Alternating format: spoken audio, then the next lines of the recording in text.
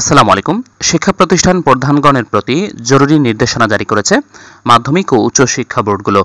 4 August 2025 তারিখে জারিকৃত এই নির্দেশনায় বলা হয়েছে, উদ্বেগের সাথে লক্ষ্য করা যাচ্ছে যে প্রতি বছর মাধ্যমিক ও উচ্চ মাধ্যমিক পরীক্ষার্থীদের রেজিস্ট্রেশন কার্ড ও প্রবেশপত্র শিক্ষা বোর্ড থেকে যথাসময়ে প্রতিষ্ঠানে সরবরাহ করা হলেও কিছু কিছু প্রতিষ্ঠান তা বিতরণ না করে পরীক্ষা শুরুর কিছুদিন পূর্বে অথবা কোনো কোনো ক্ষেত্রে 1 বা 2 দিন পূর্বে অথবা বিশেষ কোনো অনুষ্ঠানের মাধ্যমে শিক্ষার্থীদের বিতরণ করা হয়ে থাকে।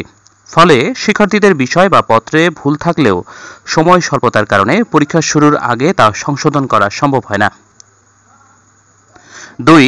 অনেক প্রতিষ্ঠানে বোর্ড কর্তৃক বিষয় খোলার অনুমোদন না থাকলেও অননুমোদিত বিষয়ে শিক্ষার্থীদের ভর্তি করে পাঠদান কার্যক্রম পরিচালনা করে থাকে, কিন্তু রেজিস্ট্রেশন এবং ফরম পূরণের সময় প্রতিষ্ঠান কর্তৃক তাদের অনুমোদিত বিষয়ে রেজিস্ট্রেশন ও ফরম পূরণ করে থাকে। রেজিস্ট্রেশন কার্ড ও ফরম পূরণের উপর প্রশ্নপত্রের চাহিদা প্রস্তুত করতে হয়। ফলে অনুমোদিত বিষয়ে রেজিস্ট্রেশন ও ফরম পূরণ করে থাকলে পরীক্ষার্থীদের প্রশ্নপত্র সরবরাহ করা অসম্ভব হয়ে পড়ে।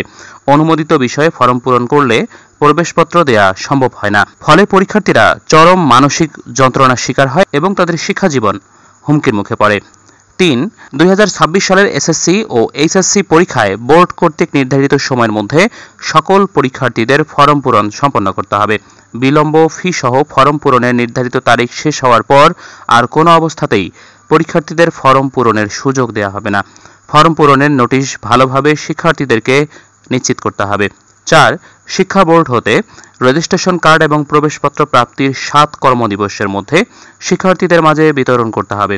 কোনো প্রতিষ্ঠানের বিরুদ্ধে রেজিস্ট্রেশন কার্ড ও প্রবেশপত্র বিতরণে অনিয়মের অভিযোগ পাওয়া গেলে সংশ্লিষ্ট প্রতিষ্ঠানের বিরুদ্ধে বিধি মোতাবেক ব্যবস্থা গ্রহণ করা হবে।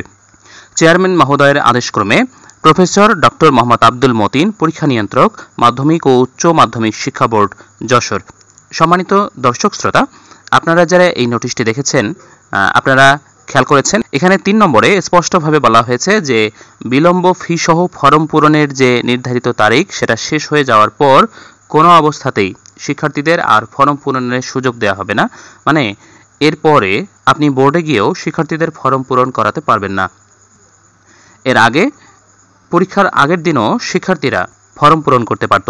এবার সেই সিদ্ধান্ত থেকে সরে এসেছে বোর্ডগুলো।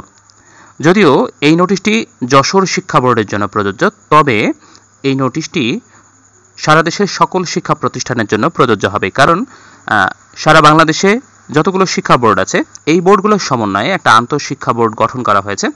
সেই আন্তঃশিক্ষা বোর্ডের আলোচনার পরিপ্রেক্ষিতে বোর্ডগুলো তাদের নিজস্ব ওয়েবসাইটে এই ধরনের নির্দেশনাগুলো প্রকাশ করে থাকে। সম্মানিত দর্শক, আজকের এই জরুরি নির্দেশনাটি এ পর্যন্তই।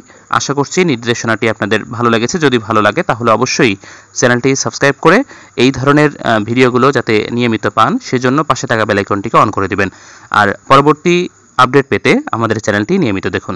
আপনারা সবাই ভালো থাকবেন, সুস্থ থাকবেন। দেখা হবে পরবর্তী ভিডিওতে। আল্লাহ হাফেজ।